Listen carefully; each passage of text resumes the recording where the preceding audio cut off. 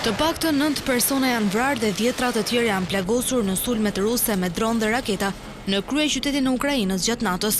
Njoftuan të hënën në mëngjes shërbimet e emergjencës së Ukrainës. Ekipet për shpëtim dhe zjarr fiksit po përpiqen të nxjerrin njerëz që besohet se kanë ngecur në rrënoja. Në një qytet tjetër të Ukrainës u vra një person dhe u plagosën 8 të tjerë. Rusia i kreu këto veprime pothuajse një javë pas një sulmi të kombinuar që e ndërmori të martën e kaluar, ku vrau 28 njerëz në Kiev, 23 prej të cilëve në një ndërtesë banimi, që u shemb pasi u godit drejt për drejt nga një raketë ruse. Presidenti i Ukrainës Volodymyr Zelensky e quajti sulmin si një nga bombardimet më të mëdha të luftës, e cila është tani në vitin e 4. Në orët e para të së hënës, dronët dhe raketat goditën zona banimi, spitale e infrastrukturë sportive në disa qarqe të Kievit. Dëmet më të mëdha u raportuan në disa zona, por në njërin prej tyre, një ndërtesë 5 katësh u shemb.